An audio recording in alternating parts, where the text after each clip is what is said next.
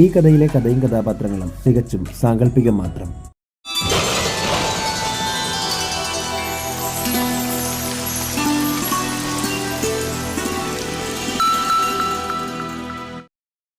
ദേശായി വീടിൻ്റെ അടുത്ത തലമുറയിലെ കാരണവത്തി അത് എൻ്റെ രണ്ടാമത്തെ മരുമകൾ ഊർമിള ദേവിയാണ്. എല്ലാവരുടെയും മുഖത്ത് പുഞ്ചിരി വിരിഞ്ഞു.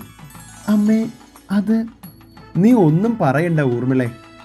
ഞാനിപ്പോൾ നിർവഹിക്കുന്ന ഈ കാരണവത്തി എന്ന പദവി ഇനി നീയാണ് നിർവഹിക്കേണ്ടത്. ഊർമിള മറുത്തൊന്നും പറഞ്ഞില്ല. പെട്ടെന്ന് വർഷയുടെയും മായാവതിയുടെയും മുഖം മങ്ങി. തൂണിന് പിന്നിൽ മറഞ്ഞു നിന്ന മായാവതി പറഞ്ഞു, ഭഗവാനേ, ഇവൾക്കോ? കഴിഞ്ഞില്ല. ഇനി ഈ വീടിൻ്റെ താക്കോൽ കൂട്ടം അത് അമൃതയ്ക്കാണ് നൽകുന്നത്. അവൾക്കാണ് അതിന് യോഗ്യത. അത് കേട്ടതും വർഷ ഞെട്ടി. താക്കോൽ കൂട്ടം അമൃതയ്ക്ക് കിട്ടാൻ പോകുന്നുവെന്നറിഞ്ഞ വർഷ പെട്ടെന്ന് പരിസരം മറന്ന് പൊട്ടിത്തെറിച്ചു. എന്താ ഇത്? ഞാൻ അന്നും ഇന്നും വേലക്കാരി. എല്ലാം ഇളയമ്മയ്ക്കും ഇളയമ്മയുടെ മക്കൾക്കും മരുമക്കൾക്കും. എനിക്കും എൻ്റെ ഭർത്താവിനും എൻ്റെ അമ്മായിയമ്മയ്ക്കൊക്കെ ശരിക്കും ഈ വീട്ടിൽ എന്താ സ്ഥാനം? നമുക്കൊന്നിനും യോഗ്യതയില്ലേ? ഇത്രയും പറഞ്ഞുകൊണ്ട് വർഷ നേരെ ദേഷ്യപ്പെട്ടുകൊണ്ട് റൂമിലേക്ക് പോയി. വർഷയുടെ ദുഃഖത്തിൽ അമൃതയ്ക്കും നന്നേ വിഷമമുണ്ട്. പക്ഷേ ഓരോരുത്തരും എന്ത് ചെയ്യണമെന്ന് തീരുമാനിക്കുന്നത് മുത്തശ്ശിയാണ്. അന്നത്തെ ആ ദിവസം അസ്തമിച്ചു. നേരം വെളുത്തതും ദേശായി വീടിൻ്റെ മുന്നിൽ ഒരു കാർ വന്നു നിന്നു. ആ കാറിൽ നിന്നും ഒരു 55 വയസ്സിനടുത്ത് പ്രായം തോന്നിക്കുന്ന ഒരു സ്ത്രീ പുറത്തേക്കിറങ്ങി. വില കൂടിയ സാരിയിൽ കഴുത്തിൽ നെക്ലസ് ധരിച്ച ആ സ്ത്രീ നെറ്റിയിൽ വലിയ ഒരു പൊട്ട് വെച്ചിട്ടുണ്ട്. ശരിക്കും പറഞ്ഞാൽ പണ്ടത്തെ ഊർമിളാദേവിയെ പോലെയാണ് അവരുടെ ഡ്രസ്സിംഗ് സ്റ്റൈൽ. കാറിൽ വന്നിറങ്ങിയ ആ സ്ത്രീ ദേശായി വീടിനെ ഒന്ന് അടിമുടി നോക്കി. അതെ, വന്നു ഊർമിളാദേവി. ഞാൻ നിനക്ക് വേണ്ടിയാണ് ഞാൻ വന്നത്. നേരെ കോളിംഗ് ബെൽ അടിച്ചതും മധുമതി വന്ന് വാതിൽ തുറന്നു. ആരാ? മനസ്സിലായില്ല. അന്നേരം ആ സ്ത്രീ കത്തുന്ന നോട്ടം മധുമതിക്ക് നേരെ നോക്കി.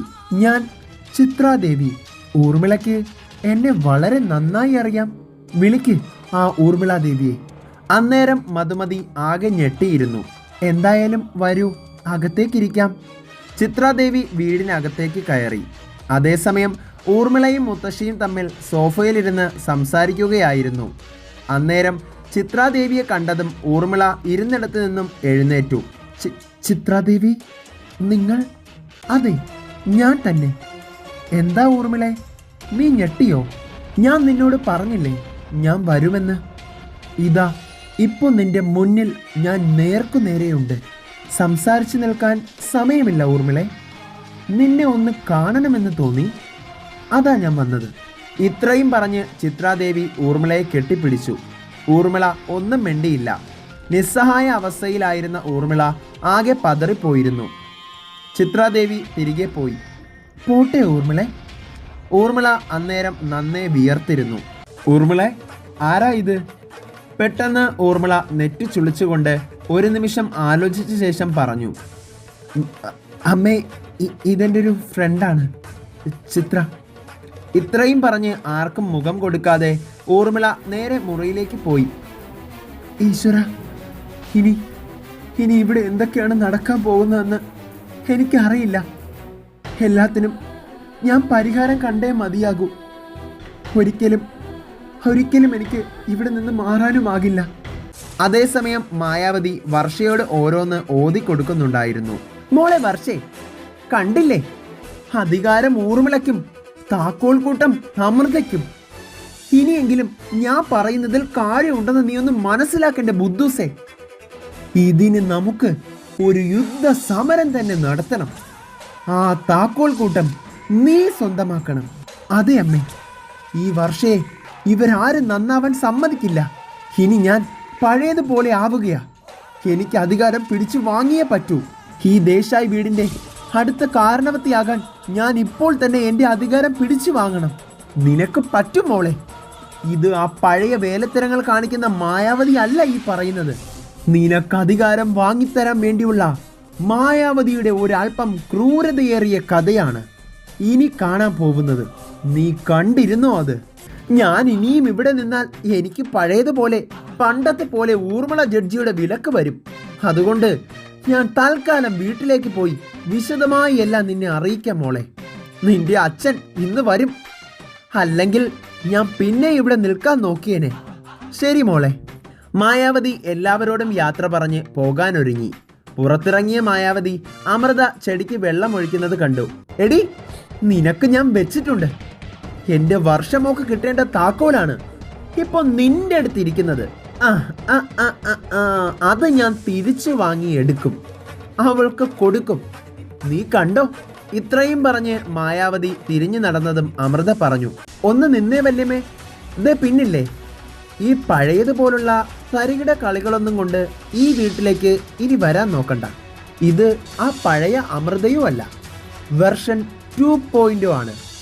ഒന്നിങ്ങോട്ട് തന്നാൽ 10 എണ്ണം തിരിച്ചു കിട്ടും. അറിയാലോ, ഞാൻ ദേശായി വീട്ടിലെ മൂത്ത മരുമകളായ അമൃത മാത്രമല്ല, ഇപ്പോഴത്തെ ഈ വീടിന്റെ താക്കോൽ കൂട്ടമുള്ളത് എൻ്റെ കയ്യിലാണ്. മറക്കണ്ട, ഈ വീട്ടിൽ ആർക്കൊക്കെ പ്രവേശനമുണ്ടെന്ന് തീരുമാനിക്കുന്ന താക്കോൽ എൻ്റെ കയ്യിലുള്ളിടത്തോളം കാലം മായാവതി എന്ന നിങ്ങൾ അധികം സംസാരിക്കണ്ട. പോവാൻ നോക്ക്. ഈ ദേശായി വീട് നോക്കാൻ ഇവിടെ ഉള്ളവർക്ക് നന്നായി അറിയാം. അമൃതയുടെ വാക്കുകൾ കേട്ടതും മായാവതി ഒന്ന് പതറി. അയ്യോ! മായാവതി വേഗത്തിൽ നടന്ന് ഗേറ്റ് കടന്ന് പുറത്തേക്ക് പോയി. കാണിച്ചു തലവടി നിന്നെയൊക്കെ ഞാൻ. ഒരു മാറ്റവുമില്ലല്ലോ ഈ സ്ത്രീക്ക്. ഇതേ സമയം കമ്പനിയിൽ മീറ്റിംഗിലാണ് ദേവരാജനും അർജുനും അഭിഷേകും ജയപാലും.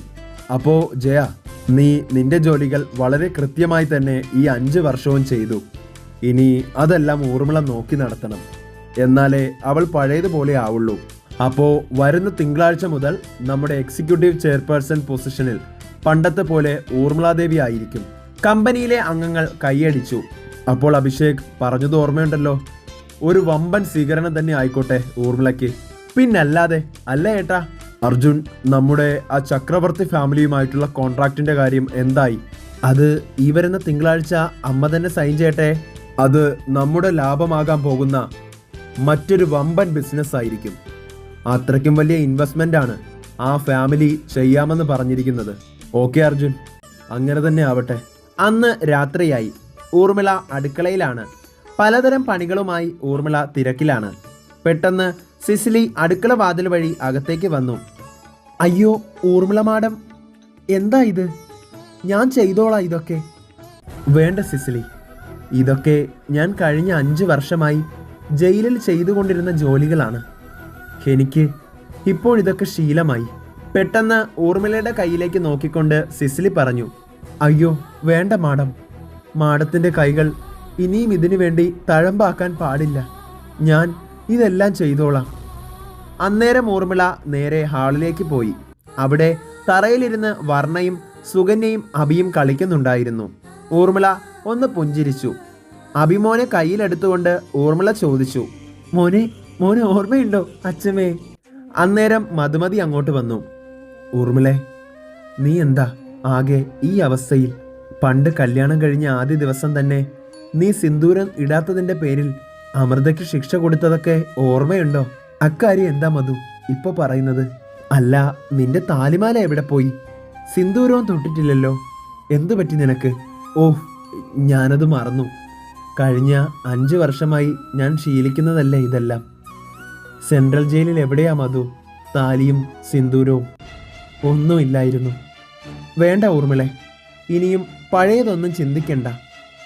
ചിന്തിച്ചേ പറ്റൂ മധു. കാരണം പഴയതിൻ്റെ ബാക്കിയായി ചിത്രാദേവി എത്തിയിട്ടുണ്ട്.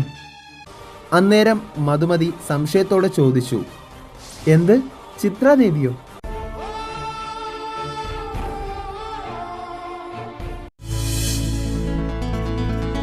ദേശായി വീട്ടിലെ കോടികൾ വിലമതിക്കുന്ന സ്വർണങ്ങളും നവരത്നങ്ങളും സൂക്ഷിച്ചു വെച്ചിരിക്കുന്ന ഒരു നിലവറയുണ്ട് നമുക്ക്.